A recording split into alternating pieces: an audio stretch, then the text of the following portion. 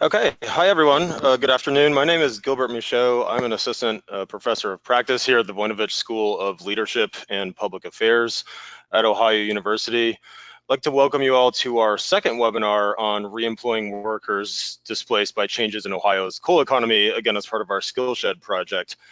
Today's webinar is specifically entitled Closing the Skills Gap for Coal Mine Workers. So in this webinar, what we're going to be doing is we're going to first provide you guys with an overview of the project that we're working on in our project team, as well as discuss the key findings from our first webinar, where we focused on the economic, fiscal, and occupational impacts related to workers in the two Dayton Power and Light, or DP&L facilities that are actually scheduled to be decommissioned in Adams County, Ohio. We're also going to be discussing some of the trends in Ohio's energy industry, sort of where coal fits into that, and then really focus on our workforce analysis research, focus on coal mine workers. We are also going to be discussing this resource that is supported by the U.S. Department of Labor called careeronestop, which can be a useful and an easy way to navigate, for practitioners, for folks moving forward in this industry, moving forward from this project. So before we do get started, I did want to remind you all that you can submit questions for our speakers at any time during the session using the question field on the GoToWebinar navigation pane that's on your screen. So again, following our presentations, we're going to do our best to get to as many questions from you attendees as we can during the hour that we have together. Also wanted to let you know once again that a recording of the webinar, as well as a PDF of our slides, will be made available to you attendees. And then also invite you guys to keep an eye out for a website that we're currently developing to help disseminate the results of this work. So with that, I'd like to extend my thanks to all of you attendees on the line. I'm now going to turn it over to my colleague, Jason Jolly, who works here at the school. He's an associate professor of rural economic development, to talk more about our project, our team that's been working on it, and our scope of work in general. So Jason. Thank you, Gilbert. So as Gilbert noted, this is a project that the Ohio University Voinovich School is pursuing with support from the U.S. Economic Development Administration. This is part of a grant by USEDA for us to assist the skills of displaced coal economy workers and match those skills to emerging occupations in the Appalachian region. As Gilbert noted, this is webinar 2 of our EDA project, and we will be having this webinar sent to everyone via email. We are also going to have a website that will be released sometime in the next couple of weeks. That website will house this project information along with our final report, which is due to EDA by the end of July. This project is being undertaken by myself and Gilbert Michaud, along with Dr. Christelle Kaloff, who's also on the webinar with us, and she'll be speaking later in the presentation. Just as a reminder, for those of you who were not able to make our first webinar, this project looks at coal economy related closures with a specific focus on coal-fired power plants and or coal mines. So in our first webinar, we looked at the Dayton Power and Light closures in Adams County, and that's shown here with a star on the map. So I'd like to review briefly, for those of you who were not on our first webinar, the key findings from webinar 1. What we found in the first webinar, where we looked at the closures of the Dayton Power and Light facilities, along with the closure of a DP&L training facility in Adams County, is that for every job lost at the power plants, there would be 2 more jobs lost in the regional economy. We also discussed that there was significant tax base loss as a result of these power plants being decommissioned. That was going to have a detrimental effect on the local government budget, particularly with a focus on the school system. We also noted that there would be new employment opportunities for those individuals that would be unemployed as a result of the decommissioning of these power facilities. However, that would require retraining, and in some cases significant retraining, and that most of those emerging occupations paid less than the lost jobs at the DP&L facilities. As part of the project, we are also looking at other coal-fired power plant closures in the area. So in addition to Dayton Power and Light, We've also looked at the closure of the Muskingum River plant, which was decommissioned in 2015. We did not do an economic impact assessment for that closure, but we are looking, and we'll have in the final report some of the same skill matches that we used in the Adams County closures.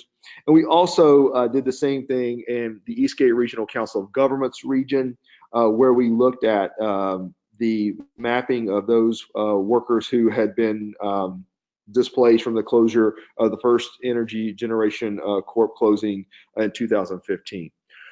These closures, even though they occurred in 2015, and that was some time ago, there are still workers in that region who may have who have those same occupations when they worked in those facilities, who may be looking for reemployment opportunities, may be underemployed, and we're hoping that our study showing where they were previously employed in those occupations, they can use some of this to look for new employment opportunities.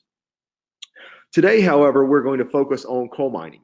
And in particular, we're looking at the closures in Belmont County around Murray Energy, and what is happening with how do we find reemployment opportunities for individuals working in the coal mine industry as a result of those Murray Energy closures. We have a number of folks, around 400 or so, that are going to be looking for reemployment opportunities.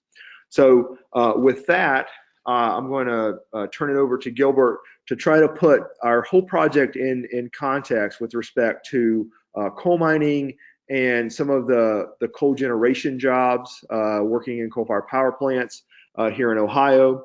To give some context here, our first webinar focused specifically on Adams County, the economic, fiscal, and workforce implications of that closure. This webinar is a bit more broad in its focus. We want to just kind of review what we've been doing as a whole on the project. We want to set Ohio's energy generation in context with respect to what's happening, particularly for coal-fired power plants, and some discussion of coal mining. We also want to walk you through mapping those coal mine jobs to emerging occupations, and to focus on this career one-stop tool. We did not have time in the first webinar with only an hour to focus on that, but this tool is relevant for individuals whether they're working in coal-fired power plants or coal mining, or really any occupation, to see how they are able to map their current occupation and the skills and education that's required of that occupation to other occupations in which they may wish to transition. In particular, the value of our project, and we'll talk about this at multiple points throughout the webinar, is that we've identified emerging occupations in this labor shed in this region. And so when coal miners or those assisting coal miners and looking for employment, try to figure out how can they transition, what skills are required, this tool will be very helpful for taking the occupations that they're transitioning out of and the list of emerging occupations that we've identified, and using this as a place to find skills training and educational universities, et cetera, that can help with some of that training. So Christelle will be walking us through that a little later in the webinar. But with that, I'll turn it back over to Gilbert to talk about some of the energy generation and the trends we're seeing here in the state.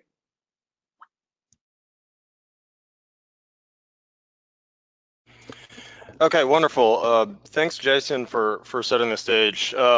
What I wanted to do today, as Jason mentioned, was set the stage for you guys in this discussion of Ohio's coal industry with a deeper discussion of some of our energy generation assets, trends, and employment scenarios specifically. So in our last webinar, as you may recall, if you were attending that one, we spoke about the Adams County example as an example of a specific project that we're focusing on.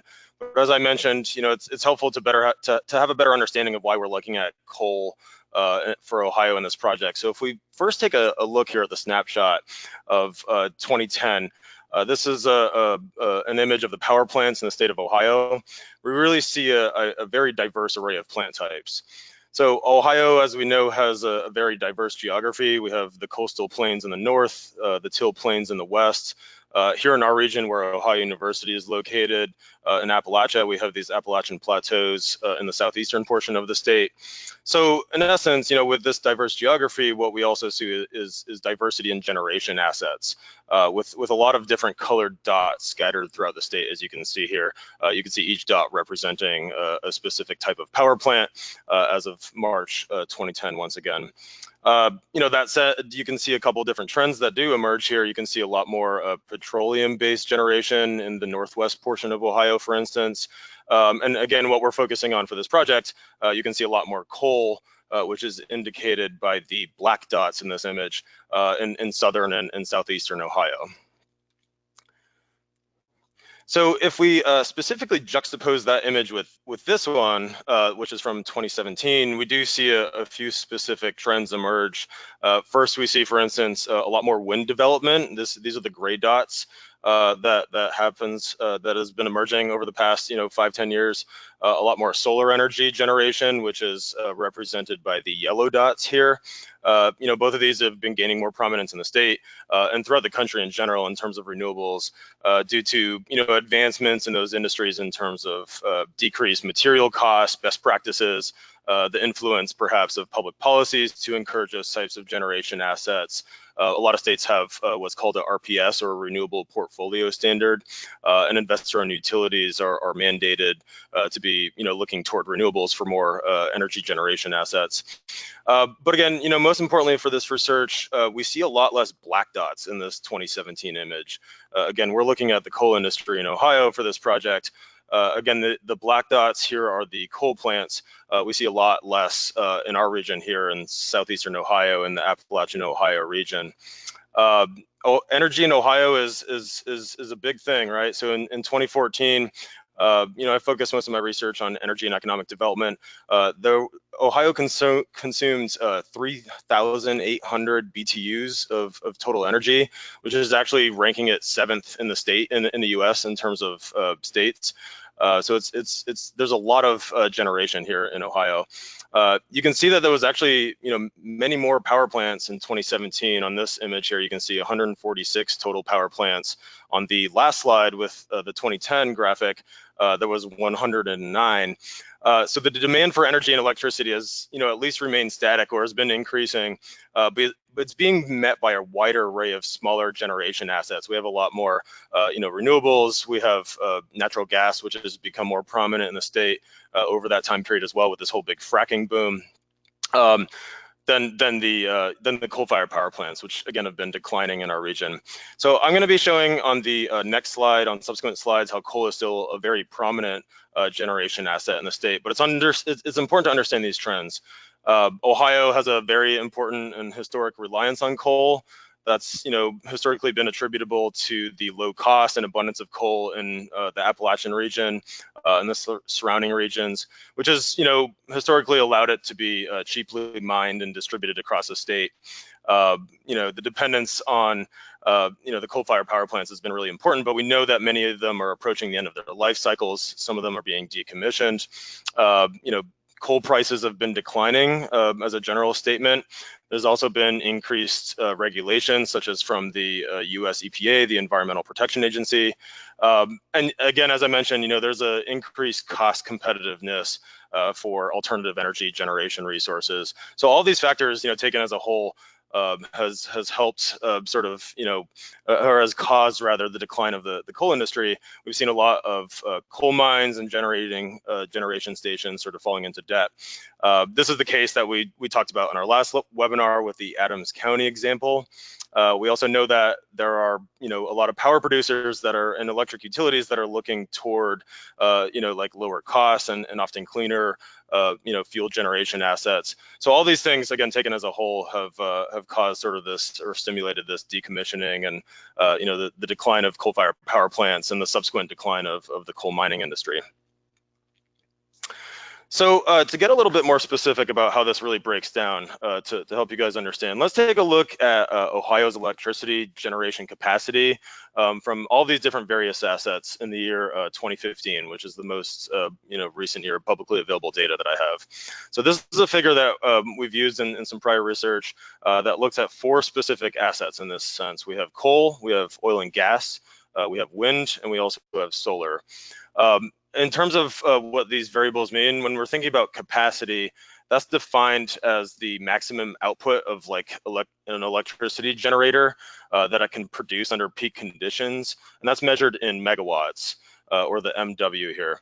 So in 2015, what we see here is that Ohio had a total generating capacity of 28,821 megawatts. 52.9% of that came from coal, which is 15,260 megawatts. You can see on the top left of your screen here.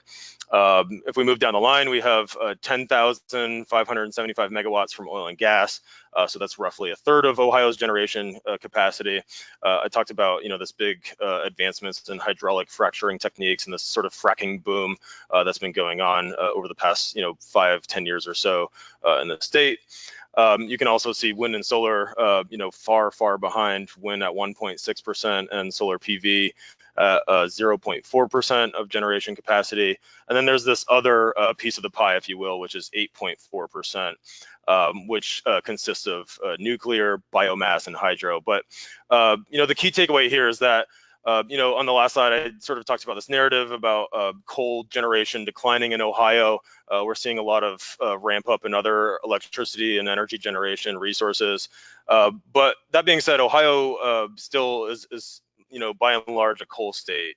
Coal is a very large percentage, over half, as you can see here, as of 2015, of that portion of our energy generation mix in Ohio. So it's important to understand that.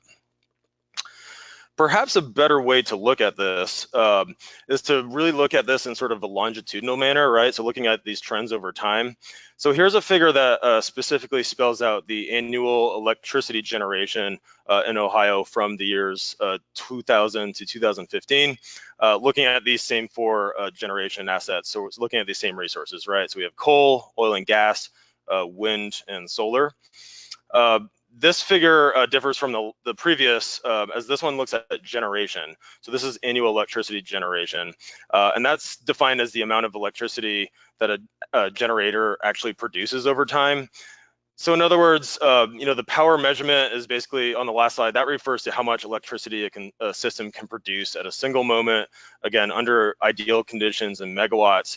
But generation, or electrical energy, on the other hand, is really a measure of power times time. So it's how much is actually being generated in real time, and that's measured in megawatt hours, and that's what the MWH stands for in the table and in the figure that you see here on the slide.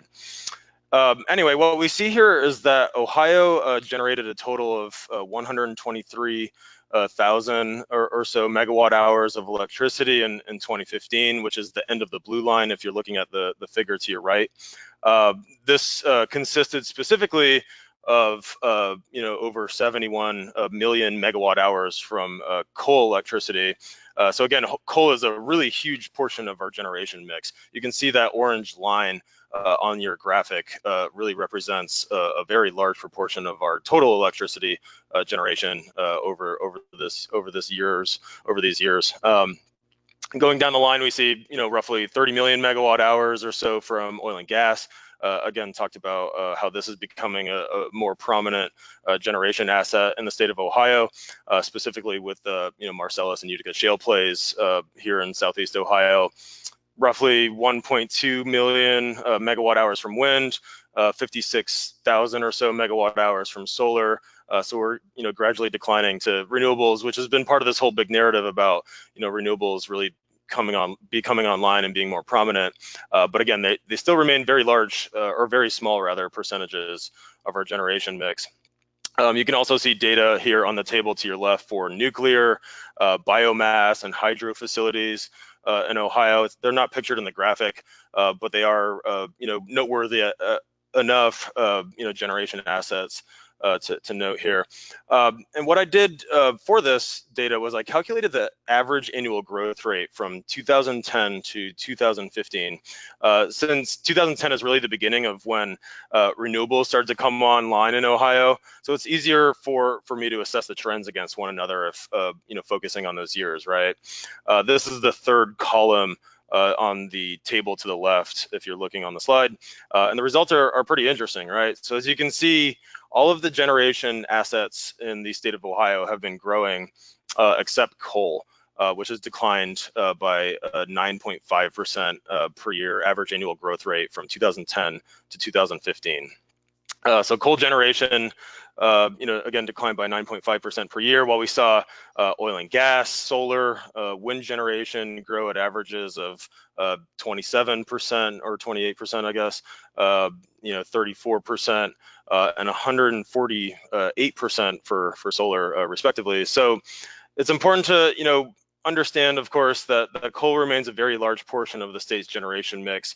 While these other technologies are, in fact, increasing, as you can see on the slide here, at this time, they only, again, represent small proportions of our generation. The main point here is that coal has quantitatively and notably been on the decline. We hear a lot of anecdotes about this story, but when you really dig through the data, and this is stuff from the U.S. Energy Information Administration, which is a highly, respected and reputable data source, when you start to pull out this data, you see, that this is true in numbers. A lot of folks have cited things such as, EPA's Clean Power Plan as a factor in this trend. Something else to consider, I've been doing a lot of research on this specifically for some other projects, is the fact that, Appalachian coal is relatively expensive, which, sort of hurts its competitiveness from coal in other U.S. regions. We have a specific competitive advantage in coal technology called metallurgical coal. Appalachia still has a regional, comparative strength in that, but it has been declining as well. So we've seen a lot of electric utilities planning for the future by investing dollars into other generation technologies. For instance, American Electric Power, or AEP Ohio, which is the state's largest investor-owned utility, has recently announced some plans to phase out roughly 15,000 megawatts of production from 3 specific coal-burning units at their Conesville and Cardinal plants. In the last webinar, of course, we talked about the decommissioning of the 2 plants in Dayton Power and Light's territory in Adams County, Ohio. In total, when we're thinking about all these different plants, there have been a total of 22 different coal-fired power plants decommissioned in the Appalachian region of Ohio since 2010, which really do span, across all the different geographies that we're studying. The most heavily impacted areas being the OVRDC region, which we talked about in our last webinar in Adams County, and the Buckeye Hills Regional Council region here in Athens County, where we live in Southeast Ohio. Okay, so finally, one other thing that I've looked at to sort of set the stage here for the rest of the webinar is the employment trends for these industries in Ohio. Here's a figure that depicts the employment trends from 2013 to 2016. The data for this figure comes from a variety of sources, but most notably from QCW, which is the quarterly census of employment and wages. And this is what we use for the coal data specifically. And this is important because, what we did here is use NAICS codes, which is a way to categorize these industries. And we pulled data from the federal government resources. We weren't able to do that due to data suppression issues and other factors for things when we're looking at like solar and wind and some of the renewables industries. And so we had to rely on separate like third-party reports from Clean Jobs Midwest and the Solar Foundation and other things for those data. But what this figure shows in essence is that we see oil and gas and solar industries employments have grown over these years.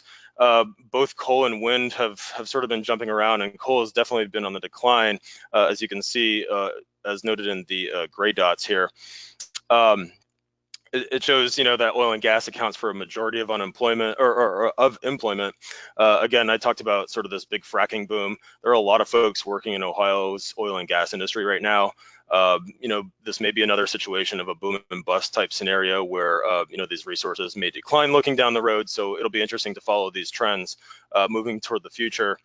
But anyway, what I did is I calculated a total coal industry employment decline over these years of 16.7% per year for Ohio, which is interesting and important to note because that's a percentage that actually outpaces the national decline over these years of 12%, which is noted in EIA, the Energy Information Administration's annual coal report.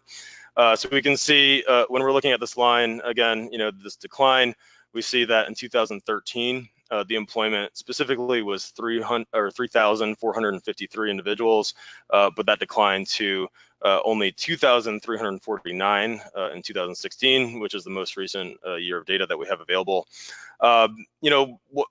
what's going on here? My take on this, and again, I'm an energy researcher, so I'm looking at this stuff all the time. My take on this is that major rebounds in this declining coal economy in Ohio are probably unlikely. Especially as renewables and oil and gas are making greater contributions to Ohio's electricity and energy generation portfolio. Energy companies are retiring some of their coal-fired power plants, as I noted. Companies are automating coal mining processes. So Ohio's coal jobs are continuing to wane here, as we see. And those out of work in the coal industry are really needing to find work elsewhere, which is really the underpinning for what we're doing with this Appalachian Ohio Skillshed project.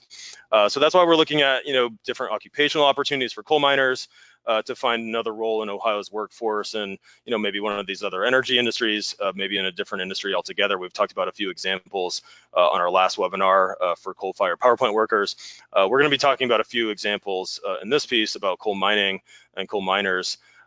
So to talk more about that, I'm going to turn it over to my colleague Christelle to talk about some of the workforce impacts as we move forward in this research project. But hopefully that set the stage for you guys in terms of what we're looking at in terms of Ohio's electricity generation and some of the trends with regard to coal. So Christelle. Thanks, Gilbert, for motivating the need to help displaced workers transition into different occupations due to the changes in the regional economy. So the first thing I'll talk about is how we determine which mining occupations to consider. And then I'll talk about how we translate those occupations into the skills required to perform them. Jason will walk us through the mapping of the mining occupations into emerging regional occupations. And once we finish presenting our work on occupational matching, I'll walk you through how to use the Career One-Stop Compare Occupations tool, which is an important resource in determining how to find programs to overcome any existing skills gap at the individual level.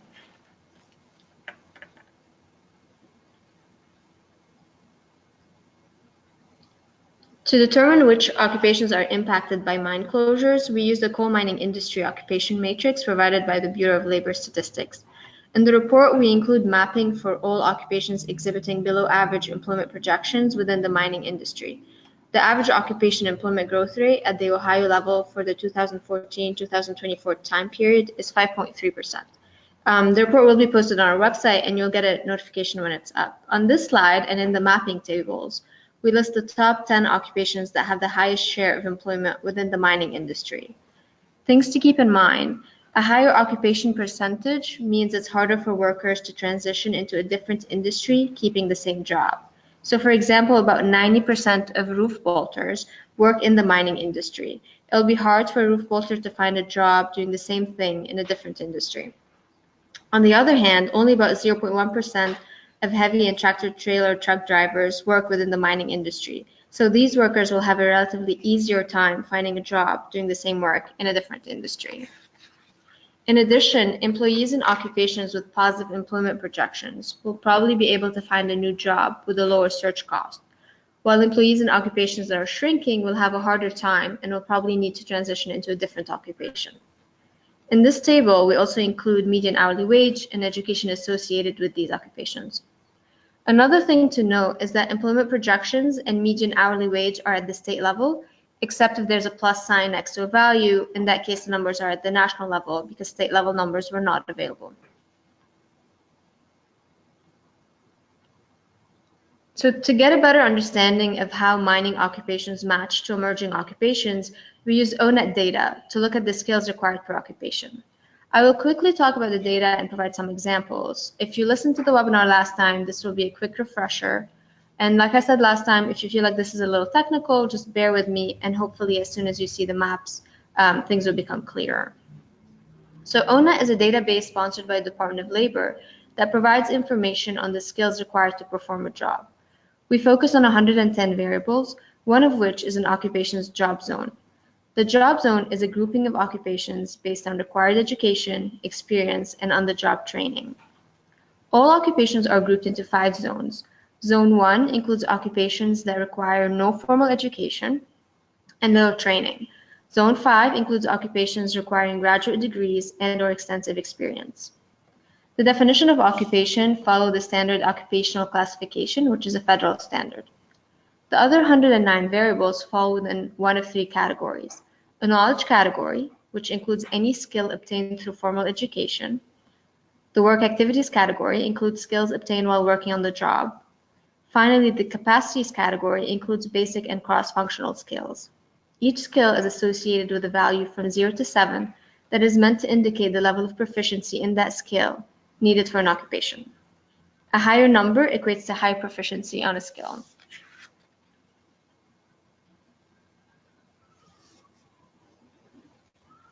Okay, so here we provide an example of what these variables mean. We list the top 10 skills required for one of the occupations heavily concentrated in the mining industry, roof bolters. Top skills are the skills in which an occupation holder needs to be most proficient. The first thing to notice is that all 10 skills fall within work activities, which is consistent with the job zone classification on the bottom.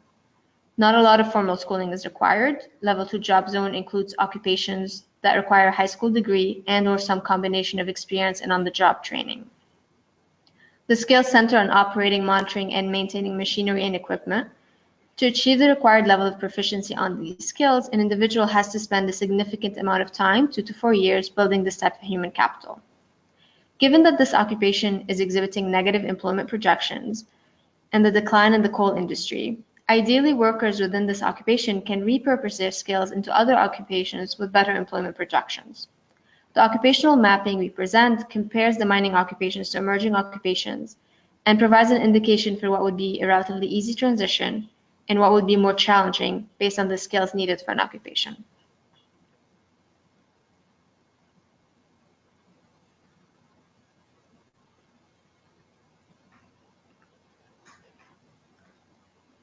Next slide. Okay. So as an example, we compare the top 5 skills for roof bolters to the top 5 skills for a registered nurse. The registered nurse occupation, which is the same example we used last time, is expected to grow by 14% in the 2014-2024 time period. It has really good employment projections nationally and at the state level. We notice that one of the top 5 skills overlaps: monitoring processes, materials, or surroundings. It's the top skill for roof bolters and the top 3rd skill for registered nurses. Although the skill overlaps for both occupations, the individual looking to make this transition would still need some time to adjust these work-related skills to their new surroundings, which is reflected best in the job zone difference. A roof bolter requires a high school degree, while a registered nurse requires an associate degree. This transition would require more formal education. Psychology is one of the knowledge areas that require significant improvements. In addition, there is a need to gain new skills. An example would be assisting and caring for others. At least an additional year of training is needed to move from level 4 to level 5 on work activity skill. A positive gap value indicates the need for improvement on a skill. This is not the most straightforward transition, but the goal here is just to illustrate what information the ONE data provides. We use this information to calculate a similarity measure between mining occupations and emerging occupations. That measure tells us how easy or challenging is a transition between 2 occupations. Now Jason's going to talk about emerging occupations in the region, and he'll go through some of the occupational matching examples. All right, thank you, Christelle. If you watched our first webinar, you'll know that we looked at the DP&O closures in Adams County, and in our full report, we noted that we were going to match the emerging occupations in the Ready Cincinnati region, the APEG or Appalachian Partnership for Economic Growth region, and the Omega region, and the OBRDC region for the Adams County power plant workers. In the example of the webinar, we focused primarily on the OBRDC region. We do something very similar here. In the full report, we're going to be looking at how do we map the occupational skills of the coal miners to both the APEG and the Omega regional economic drivers, which these are basically industries or industry clusters, industry groupings that the region is focused on. For purposes of illustration here, we focus primarily on Omega region, and in particular, we're going to be looking at the top growing occupations in that region and how do mine occupations transfer over. So this is going to be a very familiar chart, and I apologize, we have a little bit of a delay here with we're clicking the slide and we seem to have a slight delay. So here we're going to look at the mine occupations and how do those mine occupations map to the top growing occupations. So across the top row, you're going to see a list of mining occupations starting with continuous mining machine operators, and these flow all the way through at the end of the top row, mine shuttle car operators. And then on the left, you'll see the top occupations in terms of what is projected to grow in the Omega region. And this is covering a time period for these projections that are provided by Bureau of Labor Statistics and Ohio's Labor Market Information Services. And you'll see construction laborers down through computer use support specialists. And you'll see in our bouncing blue oval here that we have circled $27.35. And what this represents is the average hourly wage for someone who's working as a mine shuttle car operator. If you reflect back on the earlier charts that Christelle showed, 87% of the people who work in the occupation of mine shuttle car operators work in the coal mine industry. There may be other mining, minerals, etc., beyond coal, in which people may work as shuttle car operators. But if this is what you do as an occupation, 87% of the people who work in this occupation work in coal mining. Next, you will see our other bouncing blue oval. You'll see $22.61. This refers to the average hourly wage of someone who's working as an industrial machinery mechanic. And this is one of the top growing occupations. And if you'll just look at that $22.61 and trace all the way over on that row, you'll see that it intersects with mine shuttle car operators, where we have a purple rectangle. And what that shows is that there is a $4.74 difference in the average hourly wage between working as a mine shuttle car operator and working as an industrial machinery mechanic. So here we can show that if someone is working as a mine shuttle car operator, he or she will make almost $4.75 less per hour if they switch to becoming an industrial machinery mechanic. You'll also notice on this chart, this matrix in which we're comparing these wage rates, that we have a series of colors, and we call this a heat map. You can think of this almost like a stoplight. I think of green means go, yellow means a little bit of caution, but you might still be able to go. And then you get into the orange. We don't have any red on this particular one. That means, I don't want to say it means entirely stop, don't do this, but it means it's going to be very difficult.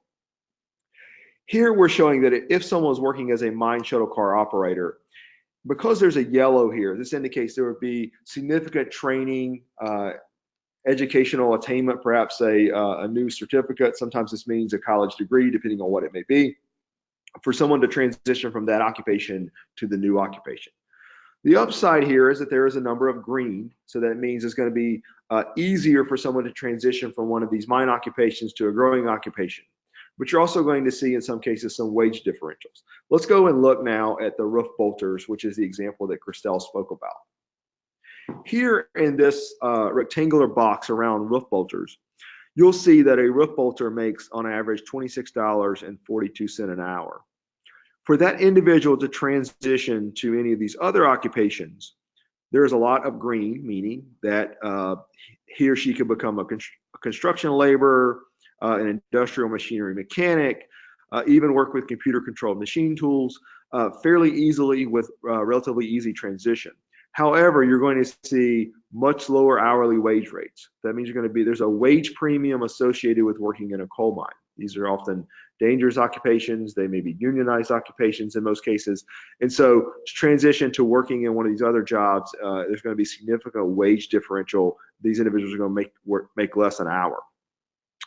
One thing I want to point out is where some individuals can make more money per hour, but I want to talk about the difficulty in that transition.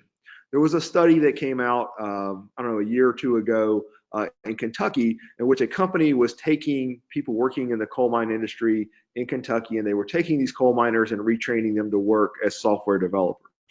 I just want to highlight that because I think this is an important thing to point out.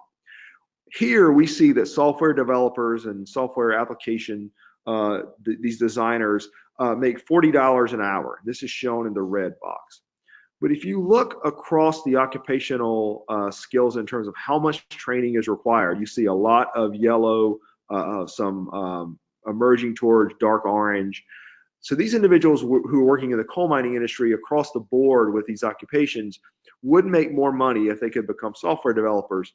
But this is a very steep hill to climb in terms of retraining, increased educational attainment, et cetera. And so I think I always want to disabuse people of the romantic notion that quickly someone can go out and get retrained and make a lot more money per hour.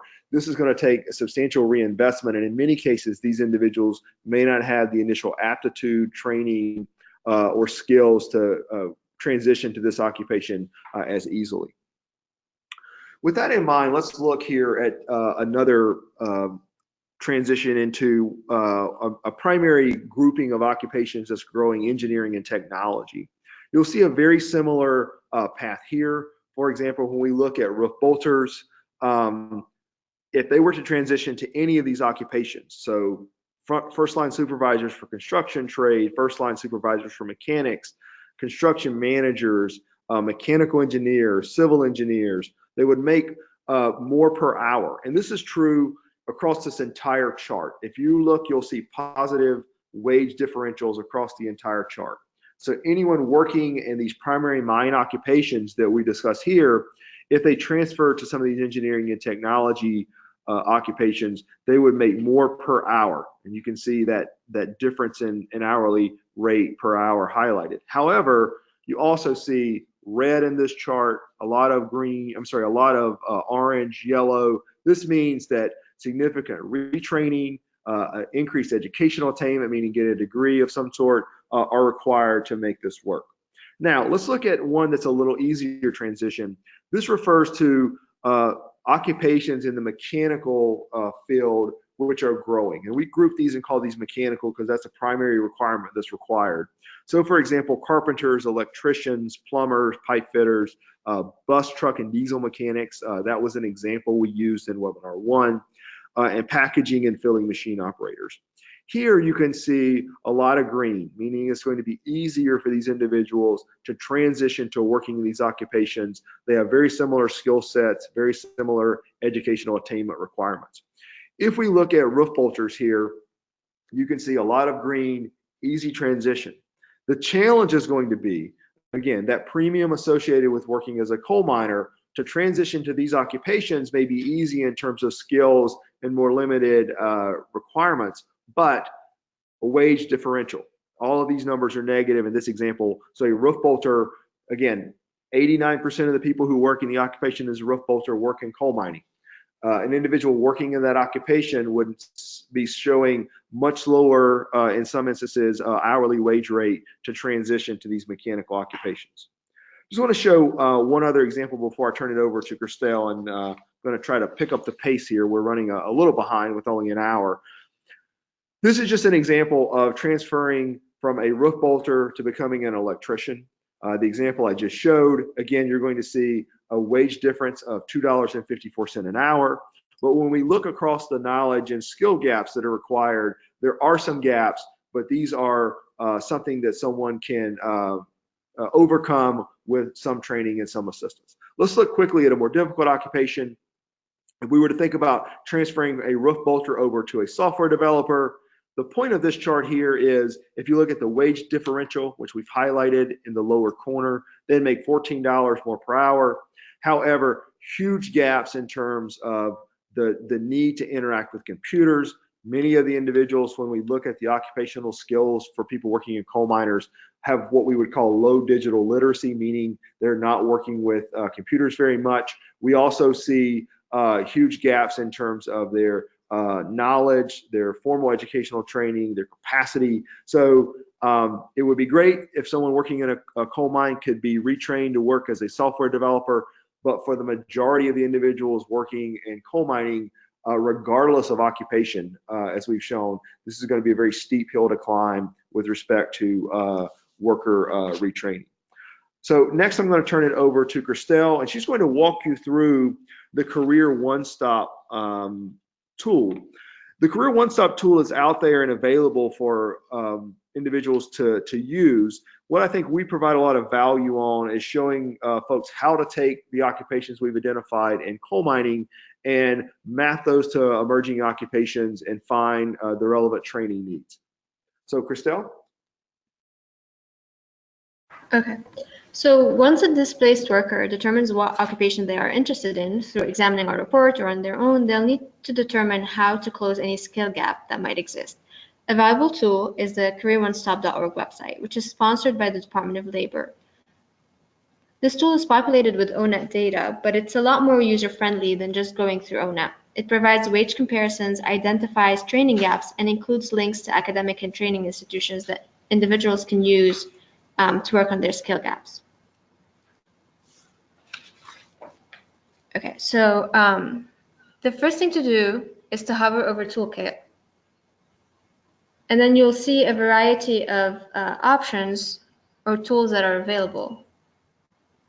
The one we're interested in is the Compare Occupations tool, which is going to be circled in red.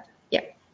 Once you click on Compare Occupations, as a worker looking to make a transition, you'll be prompted to enter your first occupation, which is your most recent one, and click Next, and then enter the occupation you want to transition into, and click Search.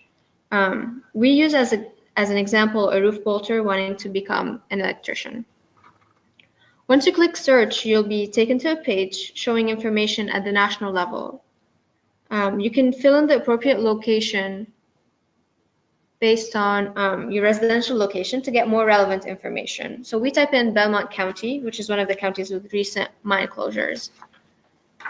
Click Search. Salary is not available for this occupation at the state level, as we mentioned before. However, what we mostly care about is determining which skills need improving. So when we scroll down to the typical level of training section, we can click on Find Training for the occupation. One more. And then we find that there's no available training opportunity in Belmont County to become an electrician. I should quickly note that electricians are occupations that are nested in the construction industry and are expected to grow by 11.5%. 70% of electricians work within the construction industry, which is expected to grow by 12.2% in Ohio. And it's one of the industries that are concentrated in the Omega region. If we go back and instead of typing Belmont County, this time we type Ohio to find training opportunities in the state of Ohio. We find a variety of programs, but we can narrow it down and pinpoint it to the relevant program for our occupation of interest, which is electrician, by clicking on More and then choosing electricians.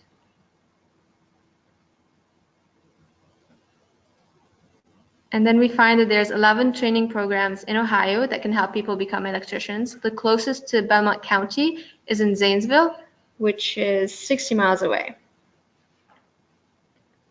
I'm going to turn it back to Jason so he can talk a bit about the challenges facing displaced workers. Thank you, Christelle. And I know if folks were listening to the last bit of this presentation from myself and Christelle, we went through this very quickly. Again, I will reiterate that we'll send you the slide deck.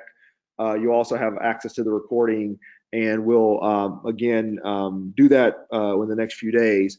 But we will have a website that'll be up in a couple of weeks that will have our full report up along with these presentations as well. So just a few final observations, and I'm going to try to do this quickly. We want to leave 10 minutes for questions. We ran out of time a little bit in our last webinar, so that's why we wanted to pick up the pace here. The key observations I think that one can take away from the coal mining aspect of our study is that transition to some of these new employment opportunities is going to require retraining. There's a relatively easy transition associated for some of these occupations, but that will see a decrease in the hourly wage rate for many of these individuals. And that's something that we also saw in our focus on the coal-fired power plant closures in Adams County. Some of the individuals working in the coal economy, they do have skills. Those skills do translate to emerging occupations, but without significant retraining, they're going to be taking on jobs that pay less per hour. Those challenging transitions are really not going to be feasible for a lot of the workers. There are going to be coal miners who go out and become radiologists or nurses or software developers, but it's important for people to keep in mind that's probably not going to be the majority, and that's certainly not going to be the older workers in those industries who maybe have working in those for a long time. As Christelle noted in looking at electricians, and that was our example with the Career One Stop tool, sometimes the training opportunities may not be in the immediate vicinity of where the closure is taking place. And so in the example of looking at electricians, there are retraining opportunities if one wanted to become an electrician, but at least on those identified and showing up in the Career One Stop Center, there's going to be some transportation cost associated with getting retrained. One thing I think is important to note is when we do look again at the skills of these coal miners, there are, again, what we would call in the academic or in the training literature, low digital literacy rates, meaning many of these individuals may not be as proficient with using computer software, search tools, etc. We've tried to provide here in our example how one might use the Career OneNet tool, but I think there's going to be an onus on economic and workforce development professionals to help these individuals who are looking for reemployment opportunities figure out how to use these tools, to be able to walk them through these tools. We know many unemployment offices have these kinds of assistance available, but I think that's a particularly important thing to point out, that we have tools that are available. We provided some data, but there'll still need to be assistance for these workers looking for reemployment opportunities. And with that, I did not quite leave us 10 minutes. I think we have about 8, 9 minutes left. I'll turn it back over to Gilbert, and we'll see what questions folks have that we can answer. Okay, thanks, Jason and Christelle. This is a really great discussion. As Jason noted, we are going to move into the Q&A phase of the webinar. We've been receiving a number of really interesting questions so far. Do keep sending your thoughts and questions, again, using that question field on your navigation pane in the next few minutes that we have together, should you have any questions. So let's see here. To start, I think I'm going to direct this one at Jason. Someone asks, does your study apply to coal mine closures in Kentucky and West Virginia? I know that those are adjacent states and those are areas that we've been surrounding. So Jason, if you want to address this one and talk about some of the implications or lack thereof for those states as well. Okay, sure. Thanks, Gilbert.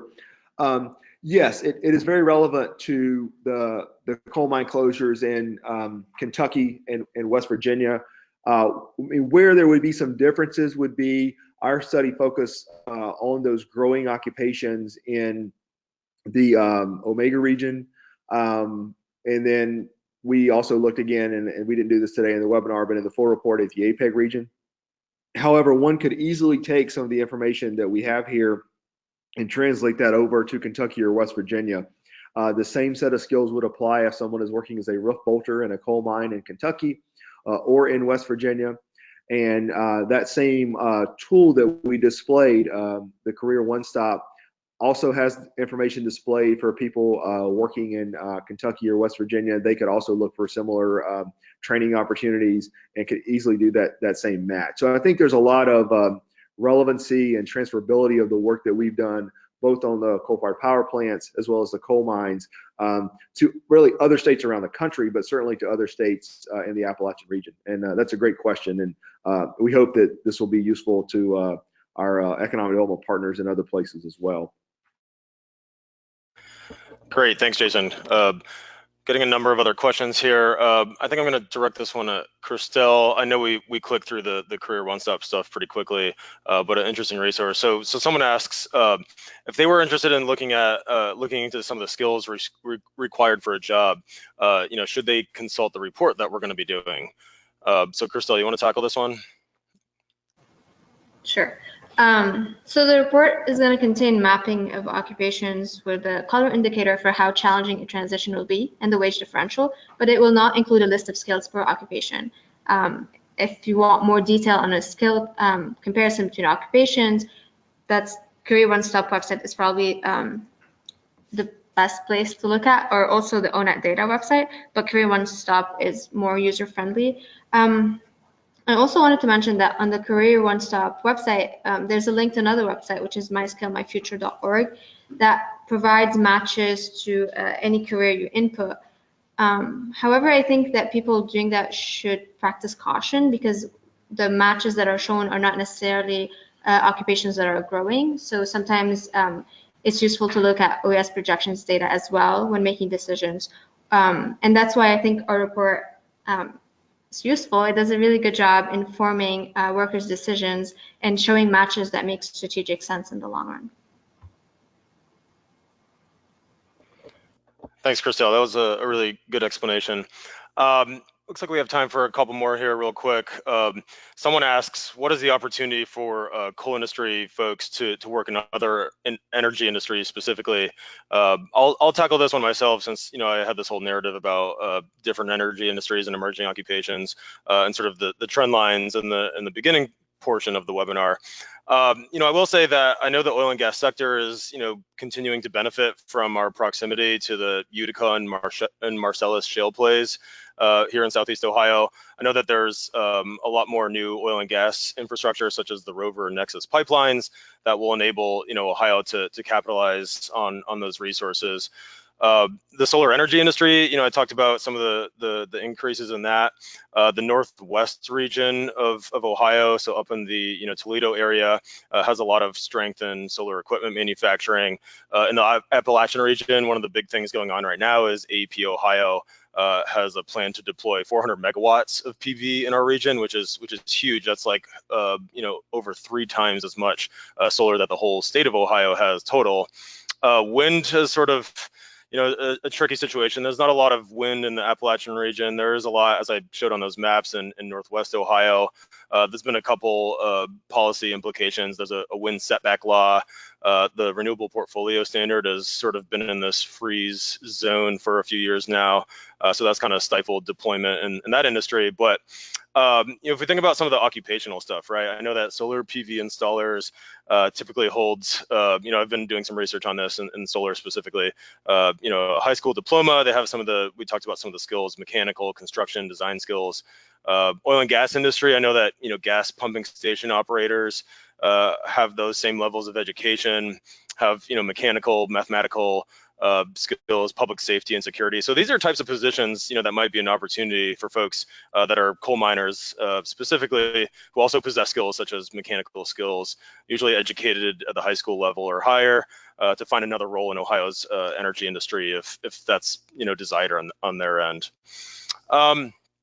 Okay, looks like we have just a couple more minutes here. So this will be the last question. One attendee asks, what about truck driving for these workers? How will driverless cars impact that? There's a lot of narrative nowadays about these autonomous vehicles, which is an interesting question. I'm going to direct this one to Jason. Jason? Okay, thanks, Gilbert. So obviously we didn't study autonomous vehicles and driverless cars, but there's clearly a lot of attention that's being drawn to that, and maybe a good question about is truck driving an occupation in which, let's say, someone who's driving a heavy equipment operator of some sort, someone who's a shuttle car operator, would they have those kinds of skills that would translate over into truck driving? I think the answer is yes. There would still be some wage differential associated with that. I don't have the data in front of me to show you, but I remember when we looked at it, those truck drivers would still make less per hour than someone working as say a shuttle car operator in a mine. My personal take on this would be that it'd be fine to see someone transition over to working as a truck driver. We are going to, at some point, I think, in my lifetime and the lifetime of the listeners, have autonomous vehicles. But if you are someone who's in your late 40s, 50s or so, and you're looking at your work life 10, 15 years or whatever that may be, I think transitioning to driving a truck is something that's attainable, getting a CDL, and someone could fairly easily do that with minimal training if they had that other kinds of skill set, and then do that for the rest of their work life. And so I think truck driving is clearly one of the good paying jobs, although maybe not quite as much as working in a coal mine, that folks with these skill sets could transition to. Gilbert, I'll turn it back over to you. Great, thanks, Jason. All right, folks, it looks like we're out of time at this point, so this will conclude our session. Truly, thank you for your time and attention. We hope you guys learned a lot in this webinar and throughout, the two webinars that we did for this Skillshed project as a whole. Again, be on the lookout for an email. It's probably going to come directly from me with the slides to, what we did here today and a recording of the session. We're also going to be sending out an email to all of you folks with our website and a link to the full final report when we do have that finished. Again, we'd like to thank EDA for their support of this work. They've been really helpful in allowing us to disseminate this data and this information and put on these webinars. So again, thanks to everyone. Hope everyone has a wonderful day.